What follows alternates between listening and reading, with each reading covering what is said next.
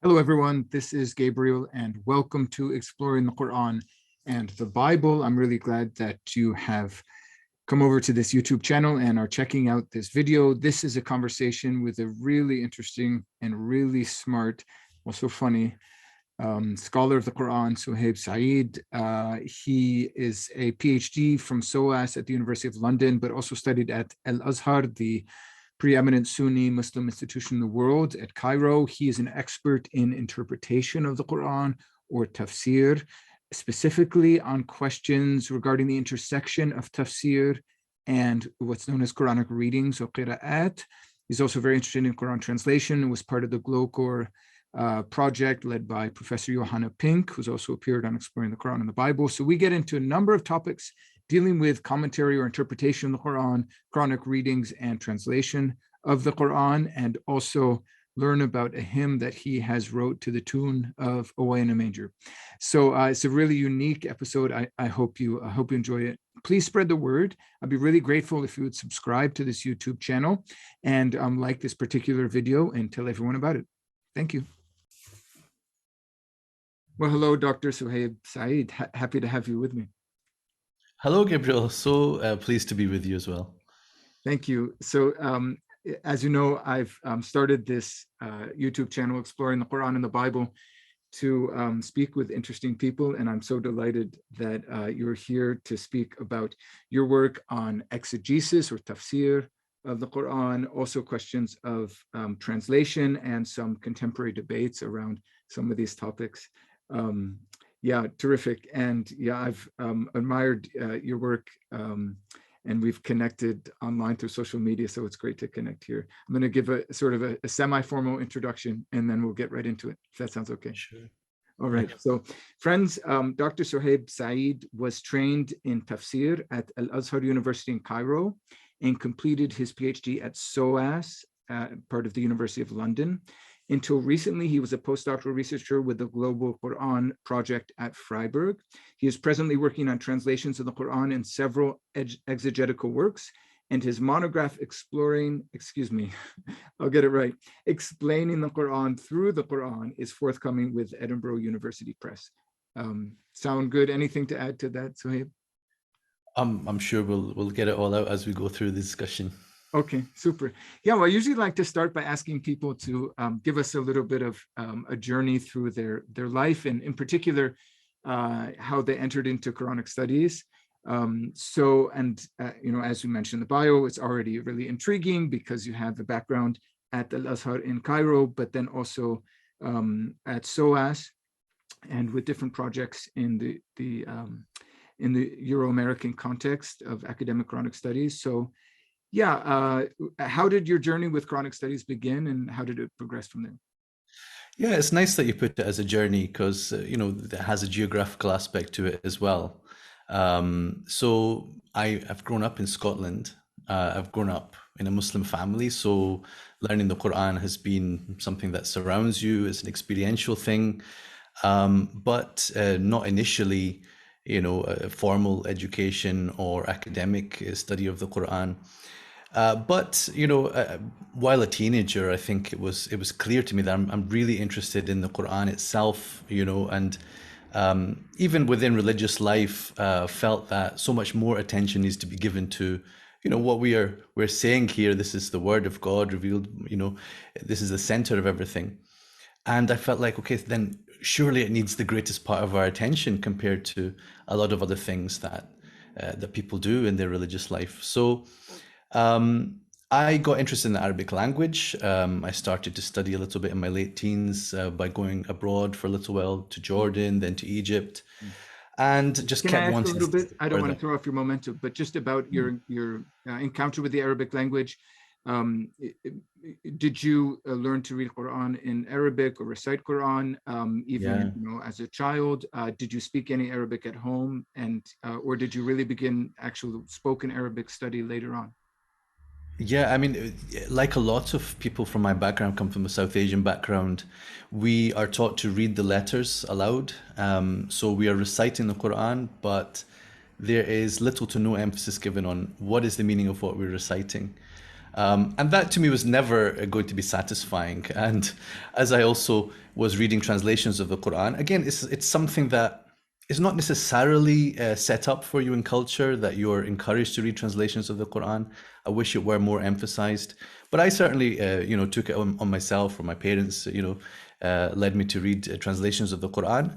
And, very quickly I started to think, okay, these translations are very nice. I liked Abdullah Yusuf Ali especially, but I need to see what he could see in the Quran, in the Arabic text.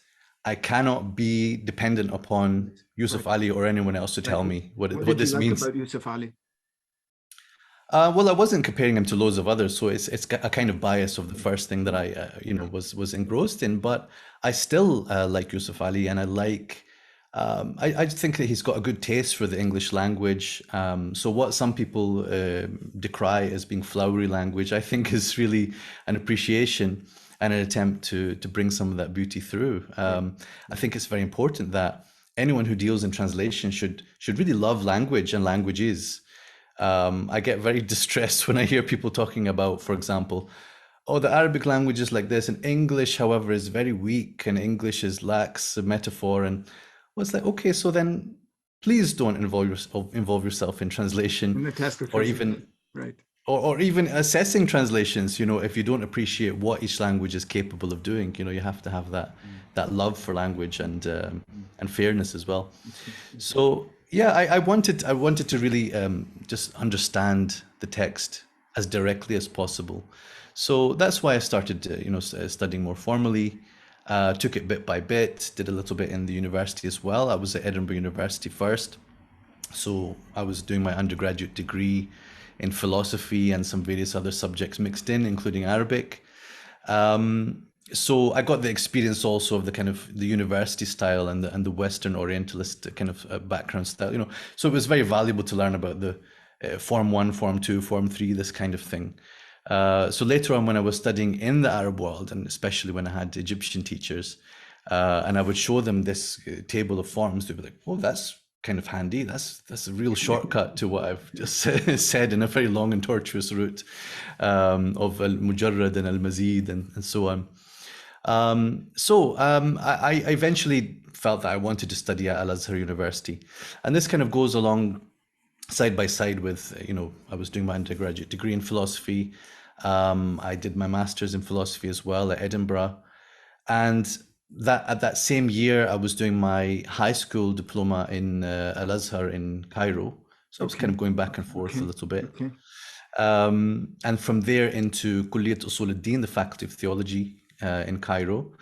And again, I was very deliberate in my choice that I wanted to go into the Quranic studies stream, or the Tafsir stream, rather than what most people, coming from the UK or America, would go into Kulliyat al-Sharia. So they'd be wanting to focus on the legalistic side and the legal principles as well. Because they felt, well, this is the greatest need that people have back home. Like when we return, people will be coming and asking us about halal and haram. And we need to be experts in that. That's the greatest need in people's lives. But I never really agreed with that. I think that the need for understanding things is as great, if not greater. But certainly I knew that my taste wasn't in the legalistic side of life. So I went to study in Tafsir. And so, when later on I'm doing Tafsir studies and Quranic studies more generally, I've always had different ways in which that exists, right? So in Al-Azhar, I would say I studied a topic called Tafsir and not Tafsir studies, right? So I'm studying, a discipline which is about, interpreting the Quran, and also how the Quran has been interpreted historically. It goes together, it's intertwined. But then I finished after the bachelor's level. I decided I'd gotten from the Egyptian experience what I was going to be able to get.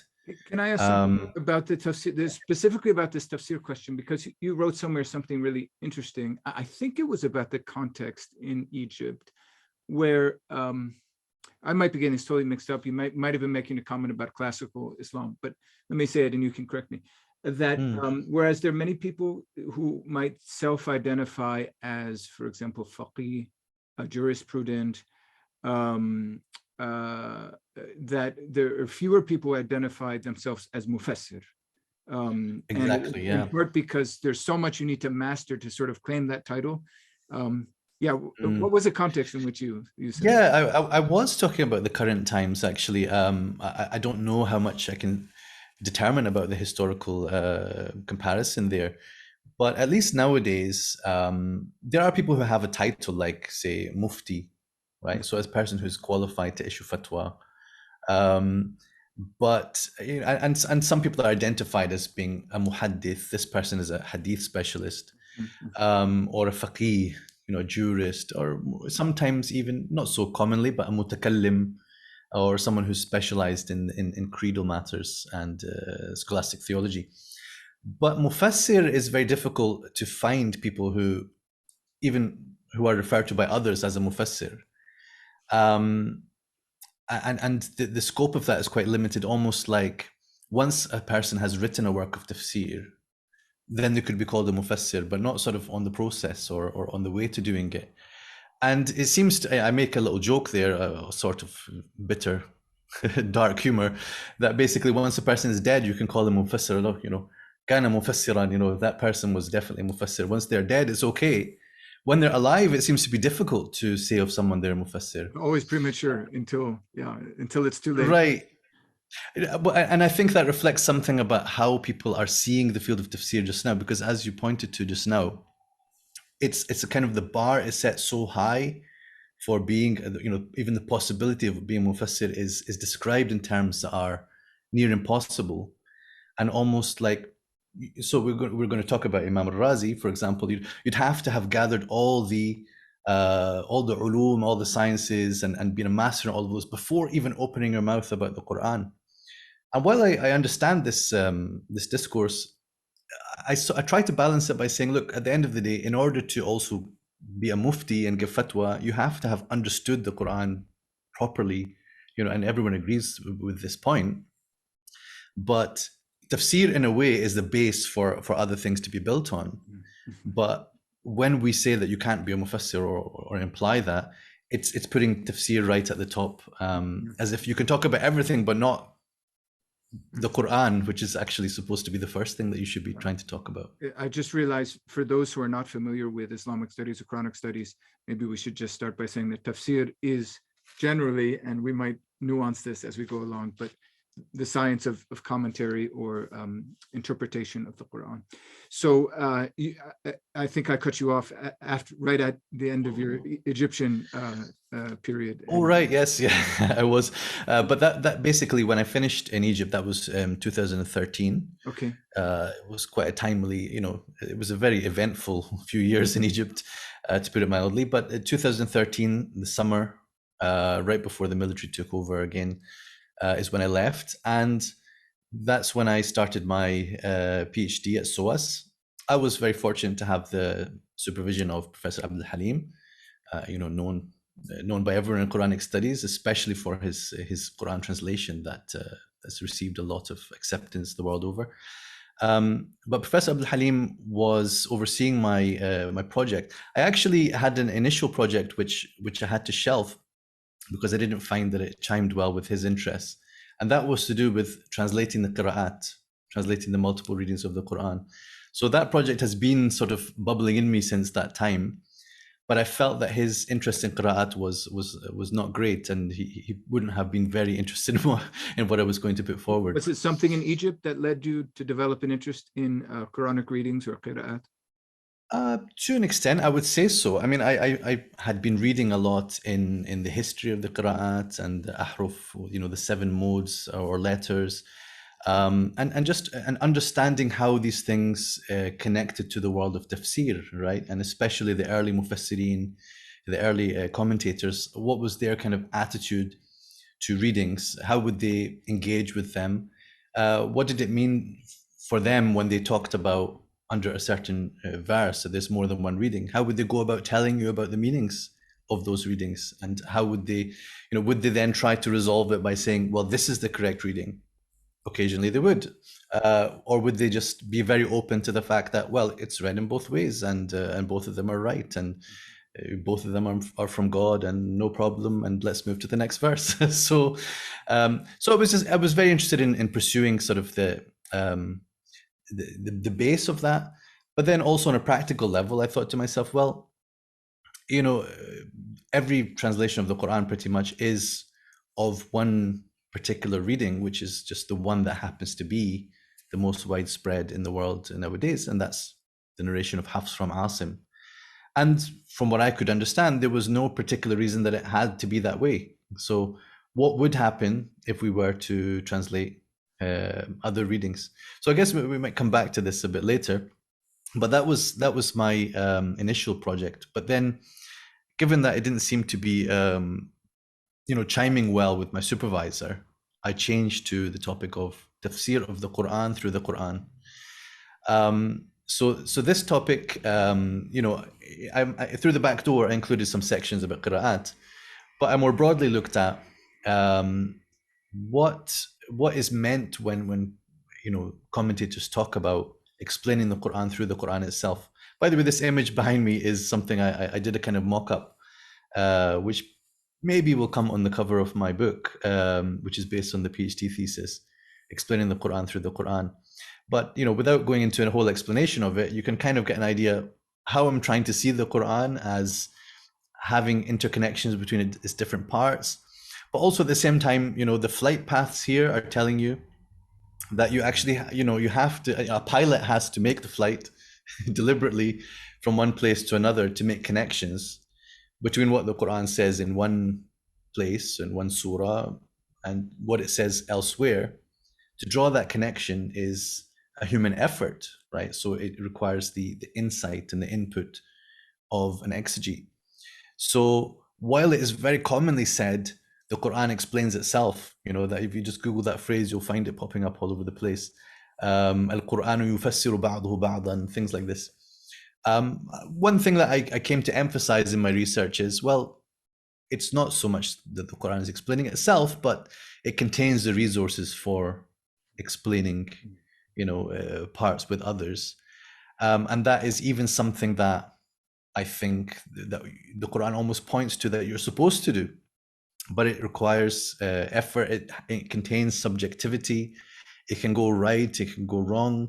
There can be different opinions about what is meant by a particular verse, and each exegete might be referring to the Quran when saying what they're saying. So it was strange that I noticed that although this is a very well acknowledged topic within Quran exegesis, there really wasn't anything that fleshed out the issues and underlying questions. And so that's what I undertook to do. And when doing so, and this is a part I think that will interest you about the journey, as it were, trying to come between these different worlds in which I was studying the Quran and picking up the English language books and the Western studies of the Quran as well. Not coming to that as a complete outsider in that, I am Western as well. So there are other Al-Azhar graduates, other Azharis who, have made their way into the Western Academy and are doing very well. But typically they're not the people who came from the West. So that's a slightly different situation that I'm in. So I've gone as an outsider to Al-Azhar in a way. Right. Try to internalize what I can get from that, and then come back to my home environment. But yeah, that was certainly a challenging thing for me personally to be able to appreciate Western literature. And of course, I'm using the words Western and so on very loosely, and I know that it can be out of place sometimes. Yeah, so in my thesis, I tried to really reflect the best of what I could understand from both directions. Right. There's a lot to speak about there, and I think some of the topics that we'll deal with in our conversation today will, I think, illuminate your understanding of understanding the Quran through the Quran. But everyone should wait also for the book and buy it to get the full story. Before we get into some of the nitty gritty about case studies and examples of your method, how was life in Cairo, in Egypt? Did you like living there? What were some high points? Yeah. Oh yeah, I definitely loved living there. You know, I think it was a change of environment for me. So, Yes. in a way, Much warmer than Scotland. much warmer. It's a little bit. The winter was a bit like our summer, Okay, so okay. not so warm. But yeah, it was a really interesting experience. I chose to go there for a few reasons. One, because Al-Azhar has this reputation of being, you know, at the top of the tree in terms of, you know, authoritative institutions in the Muslim world. But at the same time, I chose Egypt over some other countries and institutions because I felt there's enough openness there to different points of view. You can actually encounter people from different constituencies and points of view, and you can debate, and that was quite important to me because I realized I'm going back to an environment which is diverse. I don't want to sort of go somewhere where I'll be forced into a certain, you know, one track way of thinking. So that was, you know, and the experience of life there was great, but I definitely grew sort of tired of it by the end of the. Okay. Was it the driving? Was it driving around Cairo? Was that the? I didn't even attempt to drive. I Okay, didn't attempt okay. to drive myself. Riding in taxis, maybe. Yes, it wears you down. For sure. Yeah. When people complain about driving around here in Indiana, yeah, I mean, I usually use Beirut as an example, but Cairo is a good one too, where driving is a challenge. Yeah, and just I love to ask people outside of the world of academia what they like to do. Hobbies, books, movies. Yeah, I mean, I just watch some comedies on TV. I like to maintain a sense of humor, and I think a lot of people know me on Twitter through my puns and wordplay and stuff, Yes. which is actually serious business. They don't realize it's got a lot to do with tafsir in reality. But yeah, I like to get out in nature when I can with my family. I've got 3 young kids, so time for hobbies is limited. But Yes. you know, seeing a bit of the world. Scotland is a very beautiful place. Yes. I definitely shouldn't miss. Yes. Okay. Maybe we'll find a way to insert a pun into our conversation. But I do not want to get into a duel of puns because I'll be defeated. So, okay. So, yeah, why don't we start speaking about tafsir and your own engagement with it? I don't know, it sounds cheesy to ask your favorite mufassir, but I know you've done some translating, at least of the commentary on Al-Fatiha, the first chapter or surah of the Quran, of Fakhruddin Razi, so who's well known as having a sort of, again, I say this under your supervision, and feel free to correct, but you know, a rationalizing tendency, engagement with both kalam or speculative theology and philosophical principles. So yeah, could you tell us about that in particular, your interest in Fakhruddin Razi and what you like about him? Sure, yeah. I mean, what's interesting is that people would probably assume at the moment that Al-Razi is my favorite mufassir, but I'm not sure that he is, and he didn't start out that way. You know, a lot of translation projects, they happen because somebody had the idea to fund a project. Okay. And that's what was needed for this to happen. So the Royal Ahl Bayt Institute, Prince Ghazi, who is well known, especially for the Common Word Initiative. But you know, he also could you has say something about that, just in case people don't know the Common Word? Yeah, sure. So Prince Ghazi of Jordan, he takes a keen interest in interfaith relations and interfaith projects. So the Common Word Initiative, I don't remember exactly which year it was, 2009, maybe earlier than that. Yeah, I think it was earlier because I think it might have been 2007, but people will look it up and probably show. So it's further back than we remember, yeah. But it was a letter written, you know, to senior institutions, you know, or senior figures in the Christian world from senior figures in the Muslim world, as a way of advancing interfaith dialogue. Right. And it was successful in that because there was a lot of things that stemmed off from that, the common word, of course, coming from a verse of the Quran, you know, yes. Come to a common word between us and you. Yes. So among his many projects is the Great Tafsirs Project, in which among other things, some works have been translated. So they're identifying some gaps, as it were, in the tafsir offerings in English, and a lot of the works that they're filling the gap with are, for example, some of the esoteric or mystical commentaries, sometimes the shorter works. But Ar-Razi is one of the big works, and very voluminous tafsir, which, as you mentioned, over one of my shoulders here somewhere. Mafatih al-Ghaib. right? Yeah, I should have it behind my shoulder as well. But it is, it's 32 volumes in the sort of classical edition. So my volume is one of those 32. And being the first volume is where he sets out his theoretical framework, as well as commenting on the Fatiha.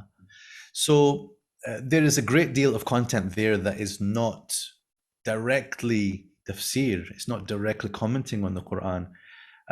So there's an old quip about Ar-Razi, where some scholars, being rather unkind, said, فيه كل شيء إلا التفسير. It contains everything except tafsir. Right? And then some in his defense said, بل فيه كل شيء مع التفسير. Or rather, it contains everything alongside tafsir. So this is closer to the truth. But of course, this all depends on how you define tafsir, very narrowly or more broadly. But Ar-Razi, of course, he combined things from, the tradition before him. He relies heavily on the tafsir of Al-Wahidi and the tafsir of Al-Zamakhshari, and to varying extents, numerous other works. Oh, and Al-Qadi Abdul Jabbar, one of your favorite topics of study. Yes. I think that his lost indebtedness of Ar-Razi to Abdul Jabbar still has to be studied, to be honest. I don't think it's been properly looked into yet. Yeah, some of it is missing, of course, but the mutashabih in Quran is, Yeah, we only have, we have little to go on, but it seems that Ar-Razi is probably using him more than people realize. So the fact is, he was drawing from a lot of sources, and then bringing a lot of sort of categorization into his study of each verse of the Quran. So it's a hugely rich work, and I appreciated I was commissioned by Prince Ghazi to undertake the first volume, plus another volume that I've done has not yet published, of several surahs of the Quran, including Surah Yusuf, Al-Kahf. So some of these things I've been reading through the lens of Ar-Razi. And what I like about translating these things for people is that it can show them, the openness of the Quranic text to be investigated from more angles than they're used to seeing in some of the tafsir works that have been made accessible until now. And without offense to any other mufassir, but Ibn Kathir's tafsir, for example, will give you a certain, sort of linear, quite hadith-based way of presenting the commentary, but that's not the only way to investigate the questions around the Quran. Now, there's this classic division of tafsir works, or methods of tafsir works, between tafsir bil-ma'thur and tafsir bil-ra'i. I think you wrote that tafsir bil-ra'i is probably not the best way, and you suggest an alternative phrase, tahlili or something. Is that right? That it's instead of just saying tafsir according to opinion, which has a pejorative connotation in Islamic tradition, it's more an analytical method or something like that. And I mean, so Professor Walid Saleh has written a lot about this, looking at how these terms came to be applied to these two categories, and why this is problematic, what it does to our conception of tafsir. It's quite problematic. But sure, I mean, the thing is that when you put Ar-Razi in one category, then you're ignoring the fact that he does use hadiths, he does use narrations, he is quoting from the first, second, third generations, and so on. I should just clarify, tafsir bil-ma'thur is something like tafsir through received traditions, and tafsir bil-ra'i is tafsir or interpretation according to speculative opinion. But again, it's, as you're saying, it's more complicated than that. Yeah, and of course, every exegete is using his or potentially her opinion to determine also what to mention to you, even if the structure of what they present is based around narrations. Right. So in reality, the dichotomy, it can be useful sometimes just to look at it from the two angles, but they are two among several angles that we could look at tafsir from, right? It's not a binary between ma'thur and ra'i. Yes, yes. Well, one of the topics I wanted to make sure we mention, even if briefly, is a text that you've written, which shows an engagement with Surah Maryam. So friends, you may know that the 19th Surah of the Quran is named after Maryam, the mother of Jesus, Mary. And I wonder if you would share this with us. Now, when we began speaking about this text and speaking together on YouTube, it was Christmas season. And so it was just it just fit, naturally, organically in our conversation that we bring this up. And who knows when this this episode will be released, but it will be after Christmas season. But nevertheless, yeah, I think it's called "Word from an Angel," and it's could be sung. I don't know if we have to sing. It could be sung, Gabriel. The melody. I actually, I mean, having grown up, hearing these Christmas hymns, every year. Yeah.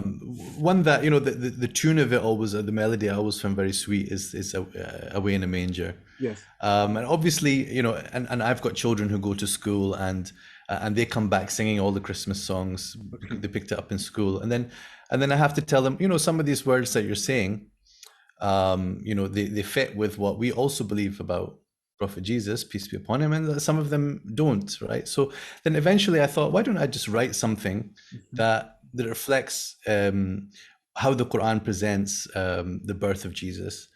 So that's what I called Word from an Angel. I don't have a terrible singing voice actually, but I think I would be too shy to sing it. But I certainly I heard that there's a Church of England school which was looking for something to add to their production, and somebody forwarded my lyrics to them, and they performed it just in the pre-Christmas show. So I don't know if a recording will ever emerge from that, but it's just interesting that it had some different kind of responses. I only actually got positive responses to it. I imagine that some people might have other type of responses, but I didn't actually receive those before now. But I'll tell you some of the lyrics. So, with word from an angel, to the palm tree she fled, the mother of Jesus, peace be on his head. Fresh dates and a cool stream came down where she lay. Drink gladly, O Mary, no sadness today. Her people accused her of actions most grave, but fasting and silence no answer she gave. I'm God's faithful servant was their baby's cry. Peace be on me always as I live and die. So you'd recognize immediately from Surah 19, chapter of Mary, yes, how, the themes from there I've just put into the lyrics and tried to keep some of the original rhymes as well, from the traditional hymn. Yes.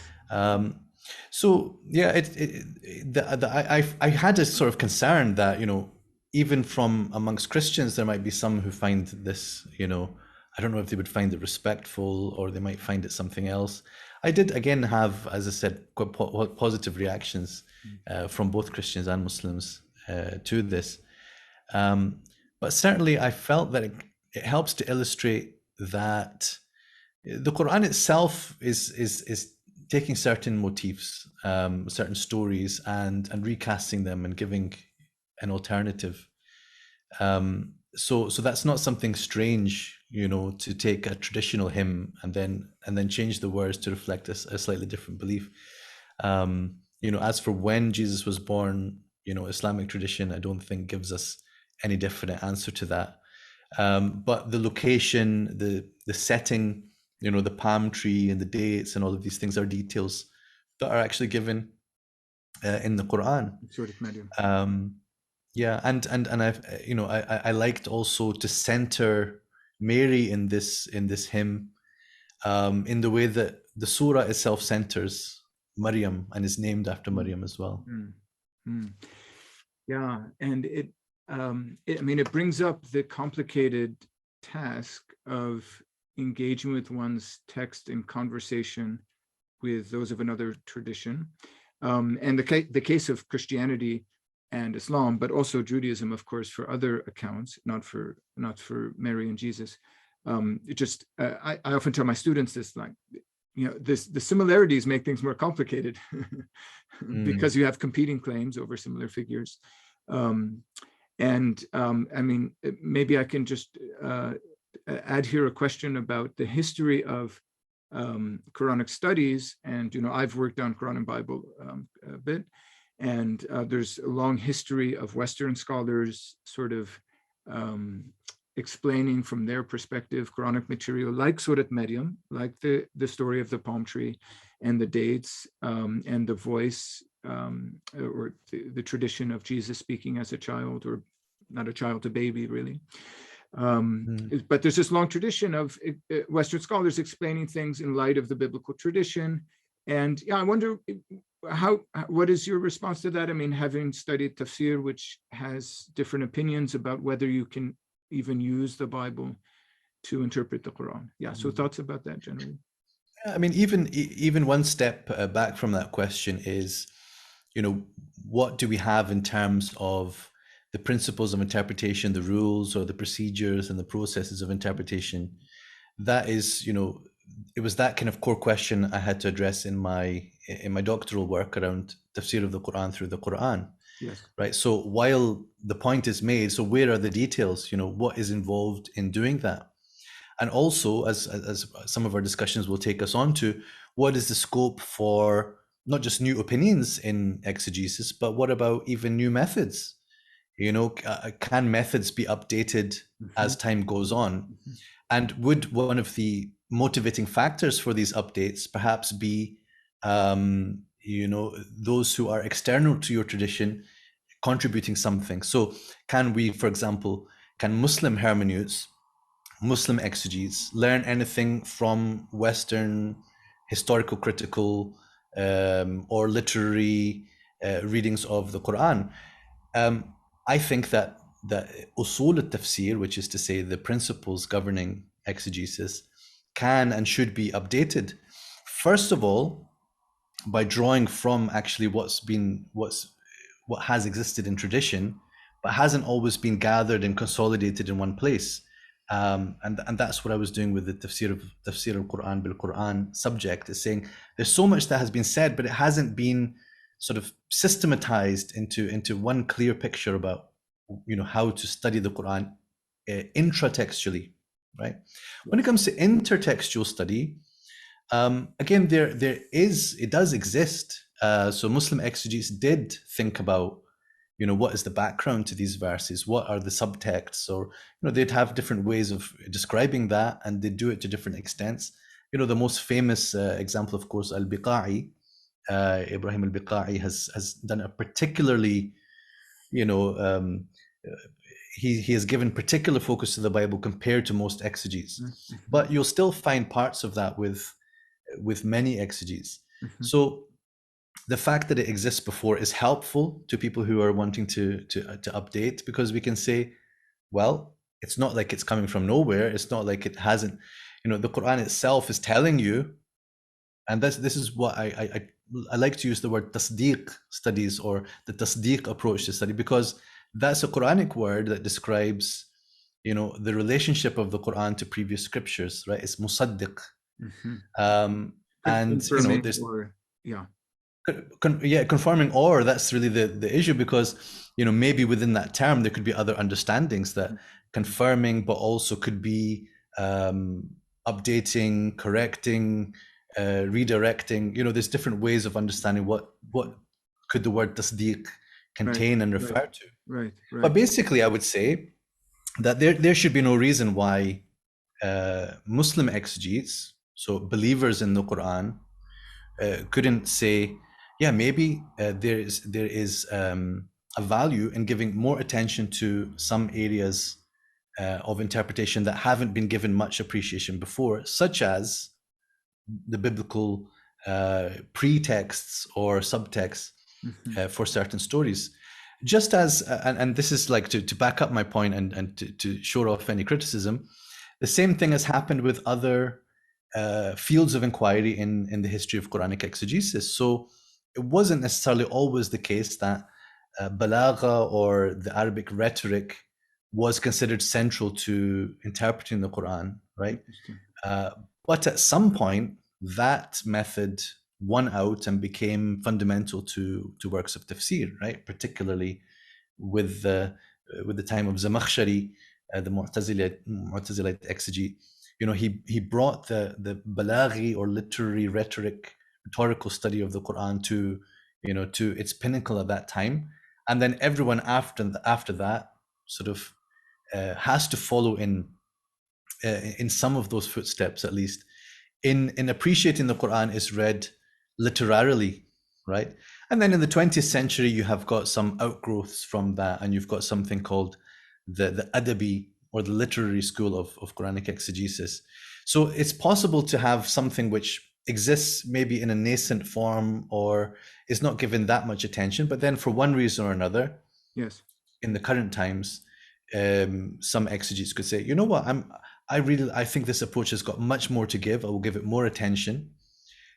So I'm looking forward to seeing more in terms of thinkers who are thinking from within the Muslim traditional framework, but giving more attention to what is being said around connections with biblical or parabiblical or all late antique materials, rather than just sort of leaving that to non-Muslim scholars, basically, and saying, well, or to see that as a threat, or to see that as as an insult, or rather than that, Muslim scholars could look at that and say, well, that is a very interesting set of propositions, a set of data, at least.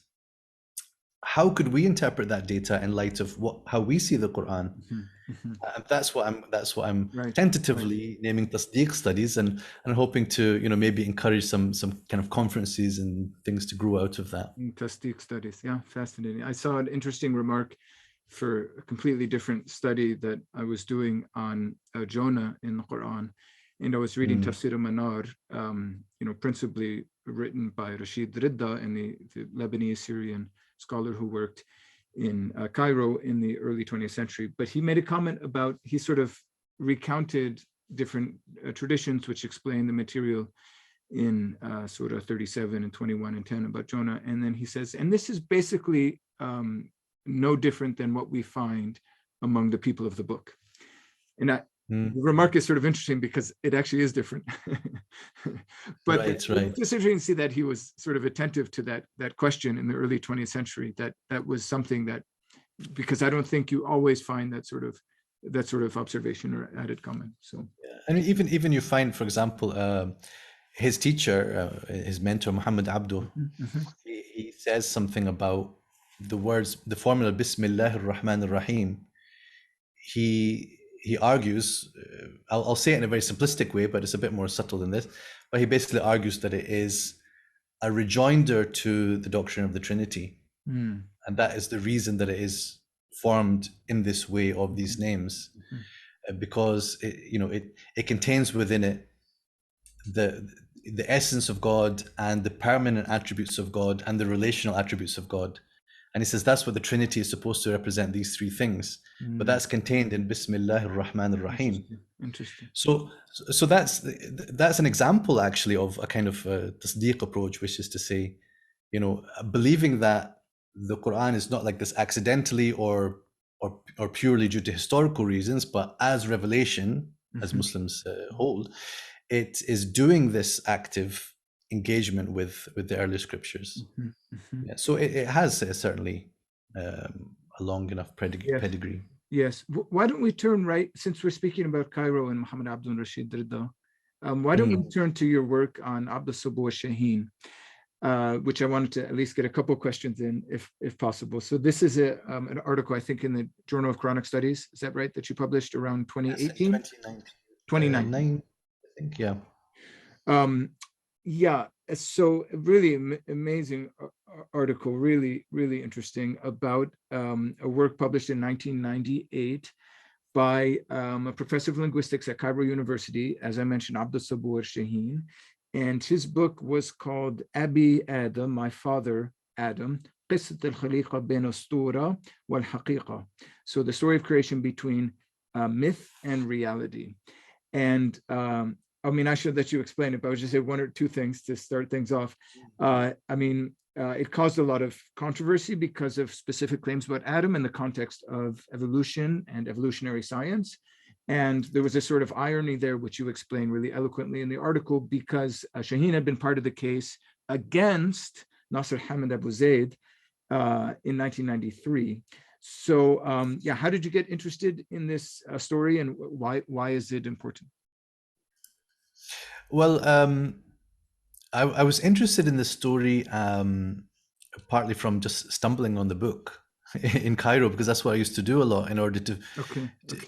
it's sort of a random way of deciding what's important. But I would spend a lot of time in bookshops and just look through the shelves and just find things, and so I was very intrigued to discover not only Abi Adam but also another book which is for some reason also called Abi Adam, but it's a response to that book. It's a refutation of it.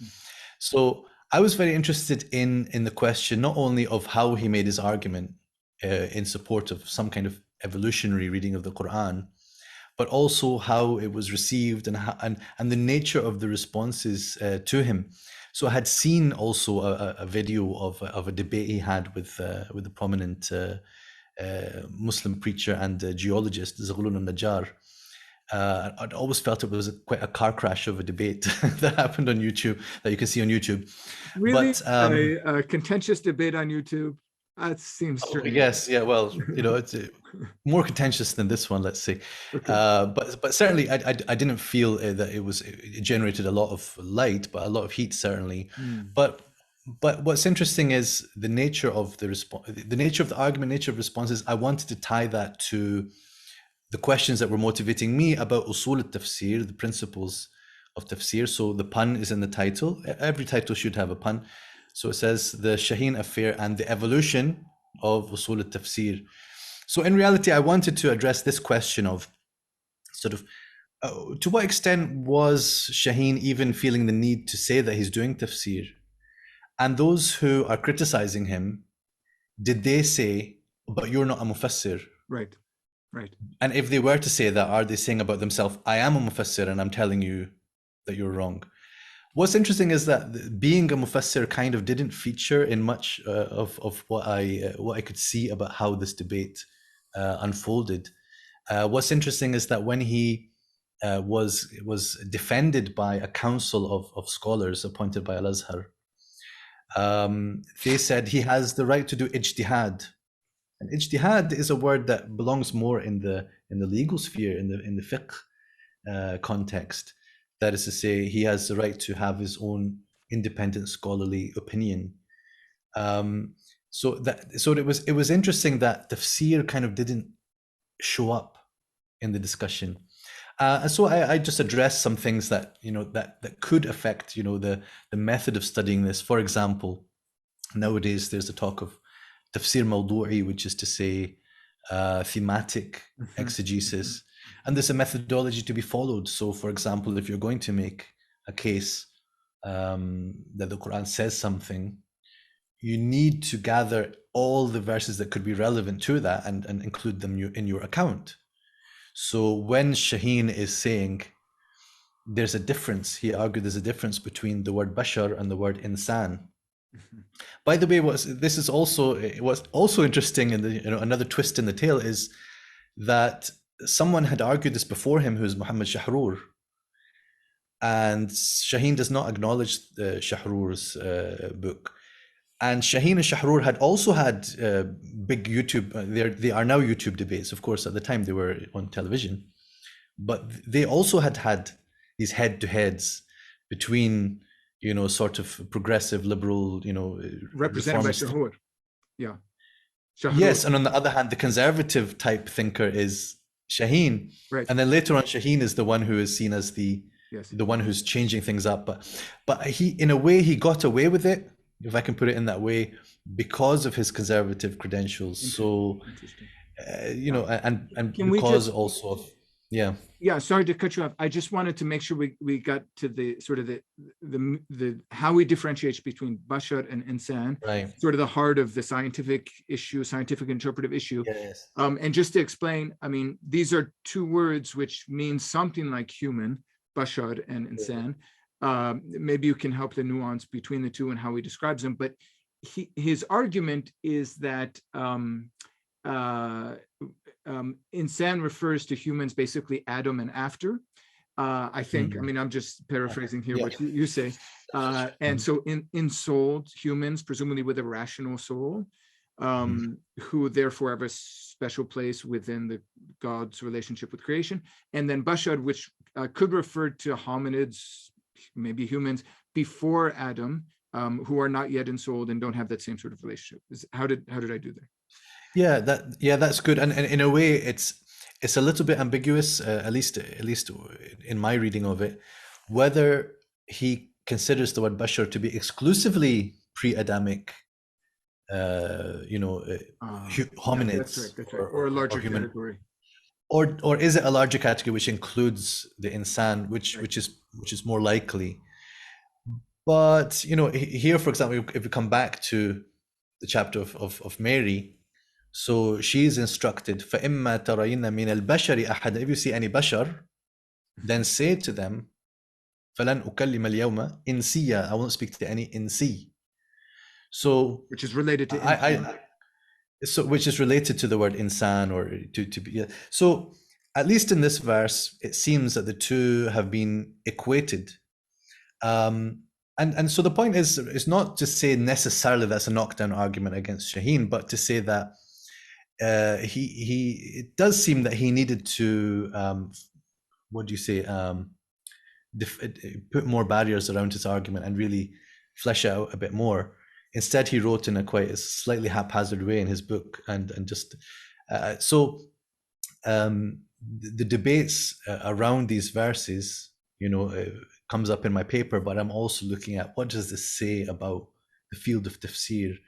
And at the end, I'm saying as well that I think that where tafsir could go in the future, how it could continue to evolve, is to pay more attention to specific genres or subcategories of Quranic discourse, and realize that each of them might need some of their own principles and usul, right? So if we have very worked out rules and processes for working out the legal rulings extracted from the Quran, and that's in a whole category called usul al-fiqh, the legal jurisprudence, but also the methods, textual methods in usul al-fiqh that relate to the Quran and also the hadith.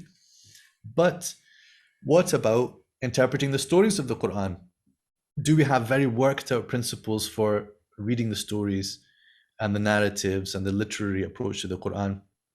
There's probably still room for developing that further. So when you are reading verses that might pertain to creation, and some will argue perhaps to evolution, should we read them in the same way, or with only the same methods that we use for the fiqh, usul al-fiqh methods, or do we need to think about how to develop the approaches to Quranic stories about things that happen in history or even prehistory, if you're talking about Adam? It's interesting in the title, it uses this word al-ustura, which I think you translate as myth. And I assume that's because it has a pejorative sense, like khurafa maybe in Arabic. Although myth itself, I think, has got that duality in English, although we usually see it as something that's probably not true, but a myth is not necessarily an untruth. But for sure, Shaheen is kind of indicating that, well, he thinks that the typical Muslim reading of the Quran has been unduly influenced by, guess who? By the Bible. So he basically feels that we need to unshackle from the biblical reading of these stories. Right. Yeah, interesting. There's so many intersections with other comments or other currents, such as writing some scientific miracles in the Quran and things.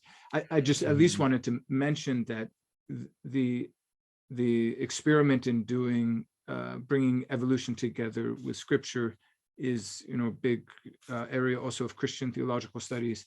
I don't know this very well, but I've read a very interesting article by a Dominican priest, I wish I remember his name, about monogenesis and polygenesis. And this was, by the way, if anyone's interested, check out the episode that is also part of Exploring the Quran and the Bible, where I speak with Stephen Barr about questions of science and religion. There is a section there where we speak about polygenesis and monogenesis, so whether humans scientifically can or genetically can be traced back to one couple or not. But there was an article too that I put out there on Twitter recently by, I think, a Protestant theologian named William Lane Craig. I think I've got that right, who wrote in First Things in 2021, something trying to posit when could we say Adam would be in light of human evolution. And he says, well, Adam would be at the common ancestor of Neanderthals and Homo sapiens, because we know that Neanderthals had certain qualities that indicate a rational soul. I forget exactly what those would be, maybe burying the dead and other things. But therefore, it's a common ancestor 750,000 years ago. I don't know what response is. I'm sure there were Christians who were furious probably about that. And like young earth creationists would find it, ridiculous and blasphemous and things like that. So interesting parallel cases. But I mean, your interest in the article, and maybe we can transition into just speaking generally about your method of speaking about tafsir, is to get at this question of what are the categories of tafsir. I remember you write that one of the simple accusations against him was you have no business doing tafsir because you're a linguist but not mufassir or something like that. Is that right about Shahim?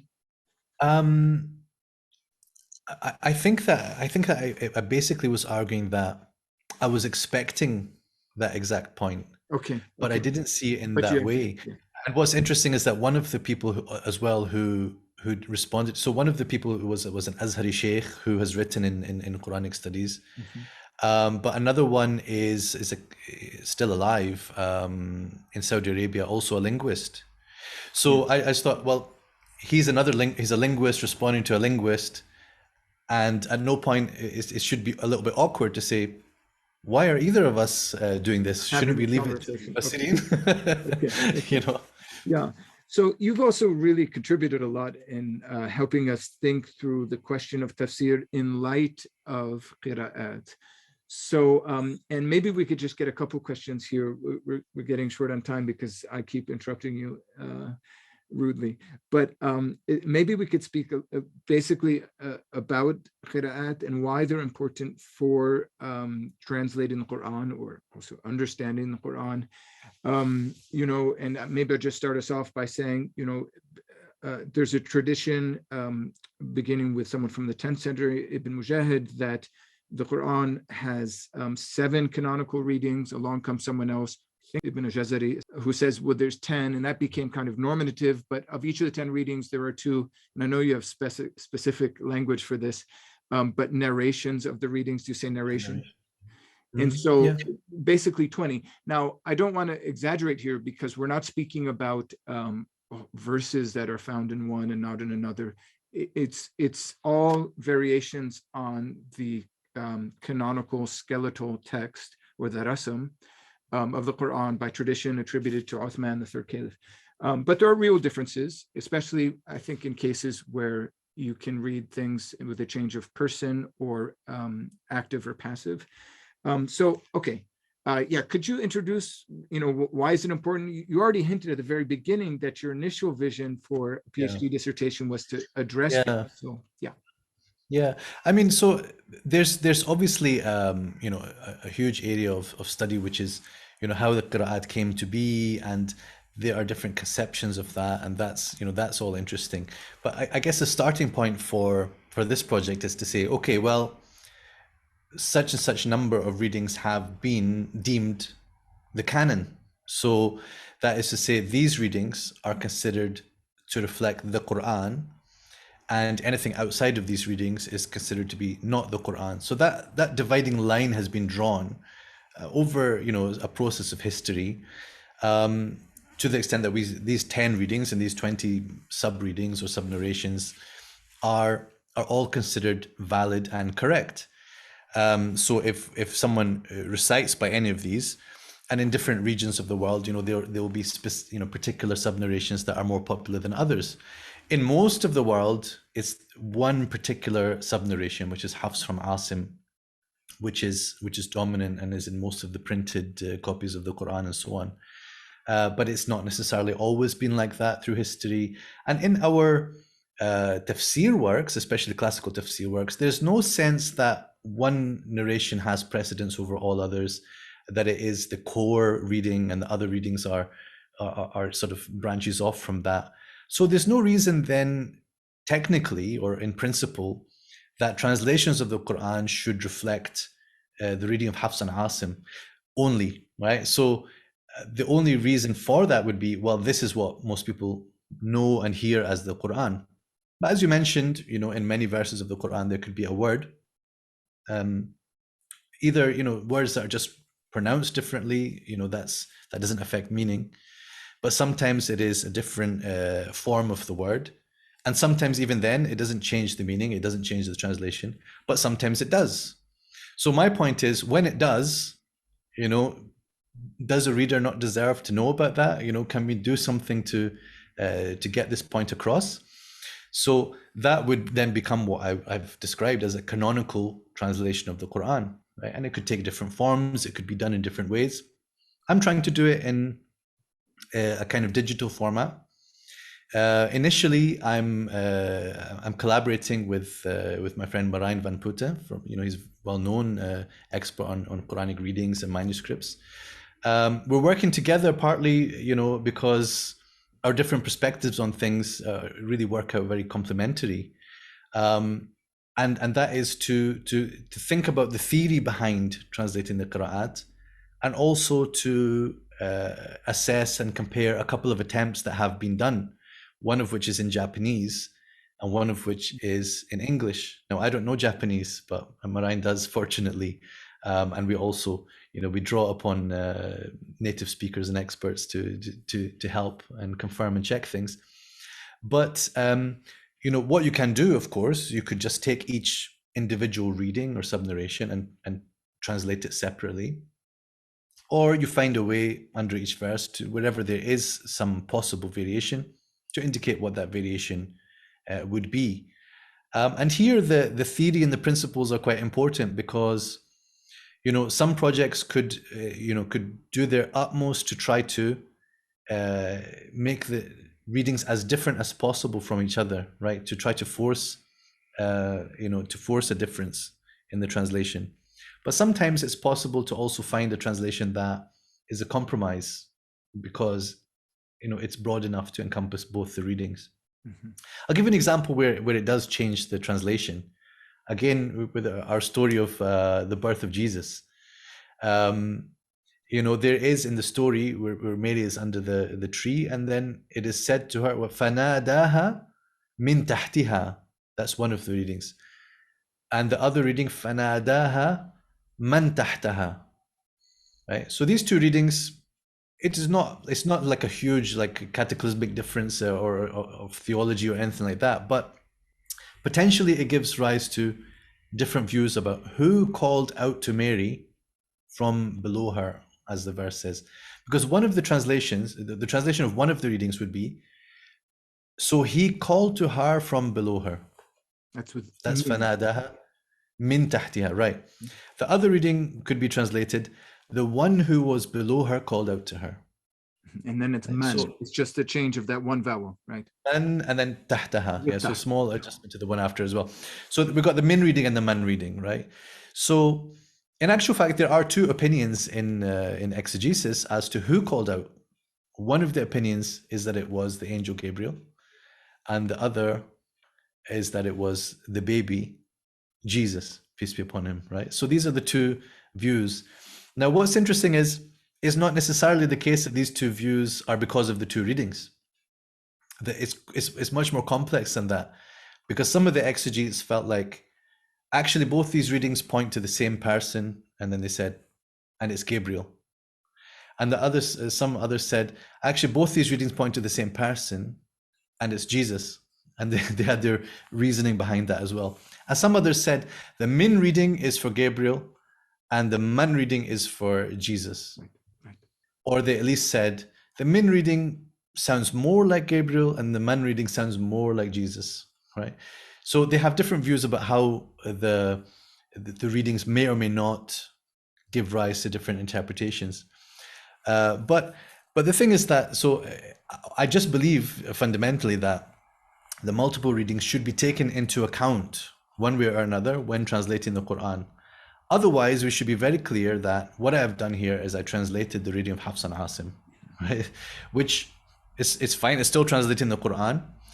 But given that, so many translations have been done of the Quran until now, I think that future projects should always have some idea about what it is that they're doing that makes them worth doing, and adding to the mounting piles of English translations of the Quran alone. Yes. I think I mentioned this before, this term, but you speak in different contexts about Hafs normativity. So this trend, which begins before the publication of the Cairo edition in 1924, in fact, that probably reflects the growing dominance of Hafs, but it also contributes to it as well. Yeah, but I mean, I think your point is well made that a translation according to Hafs, I mean, it's not really my business to say, but it seems to me from an outsider perspective is completely legitimate. It's one of the traditional readings of the Quranic text. But there is something more out there too to be considered, which the tradition, I mean, the great tradition, I mean, in terms of broadness and the great scholars of the tradition have engaged with much more than Hafs, as you show. Even to a small extent, there have been translators, even Yusuf Ali, on occasion, opts for another reading because he found that there was some difficulty in translating the verse according to Hafs, so he might have picked another reading that for him was clearer in that verse. So that's not hugely dissimilar from what scholars of old, especially in the early stages, were doing when they did ikhtiyar or selection from different readings that were in circulation at their time. Whereas they would say, well, I think this is the best reading of the verse. They weren't necessarily saying that others were wrong, but they were saying, I believe this is the best one. In the same way, a translator could perhaps say, well, I believe that this reading is the best one for translation, at least, in order to make a coherent translation. I will select this alternative reading, even if most of the time I'm using Hafs. So again, if a person knows what they're doing, there should be no reason why that is not a valid operation. So can you, just before we wrap up, can you explain in your project with Marine, could you just introduce us a little bit more to it, whatever you feel free at this point revealing? And what is your method in dealing with the different readings? You had mentioned there's also one English translation out there which attempts to deal with them.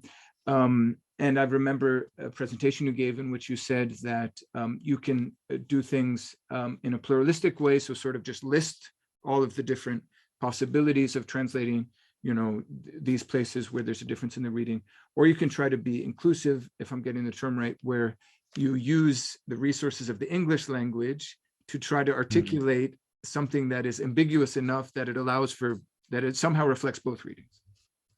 Yeah, so the project, as we conceived it, we rely heavily upon the tradition of what's called tawjih al-qira'at. That is to say, there's a whole literature around explaining why each reading is as it is, and what's the basis for it, what's the linguistic basis for it, and what is the resultant meaning of it, right? So it's like Tafsir, but more specific to this issue about the different readings.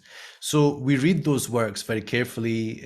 We go through a historical process of seeing how these readings were talked about at different phases, and then we just reach our own conclusions about what would this mean for translation. But also, especially Marine being a historical linguist, is looking at, what does this tell me about the nature of the Arabic language and the experts of Arabic and how they were dealing with these questions. So there's multiple levels on which it's interesting to us.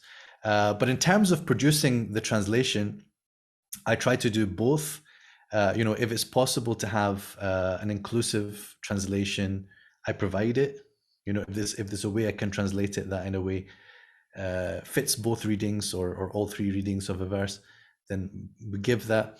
If there's a way of distinguishing them through translation, then I will do that as well. So we leave the question open as to exactly, how a person is looking at these readings and why they exist for that particular verse. Brilliant. Okay. I think instead of trying to get in more questions now, I'm going to try to convince you to come back because I would love to have an exercise just in talking through some passages of the Quran together. I know you're working on Qur'an, Surah Al-Baqarah, is it verse 260, along with other passages, an episode that has to do with Abraham. And I'd also like to maybe just take another surah, a short surah maybe, and speak through it together. I know you've worked on obviously the Fatiha, but maybe Surah Al-An'am, Surah 6 as well, we could speak about. Yeah. That would be really great.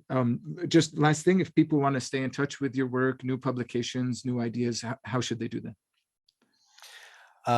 Well, if they're willing to stomach the amount of puns and wordplay, then they should follow me on Twitter. So it's at Tafsir Doctor, Tafsir, and then Doctor, full word.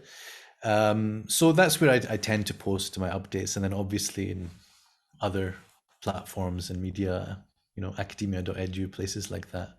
This is a must follow, everyone. So hey, thank you so much. It's really been a pleasure, and I look forward to doing it. Well, friends, thanks for being with us for this episode of Exploring the Quran and the Bible. I hope you found it to be an edifying discussion. I really hope that you find generally the content on this channel to be useful. There's a really diverse range of things in regard to Quranic studies and biblical studies with top-notch scholars. And we'll be really grateful for your support. So please don't hesitate to like the videos, starting with this one maybe, to subscribe to the channel and to share the news with your friends about exploring the Quran and the Bible.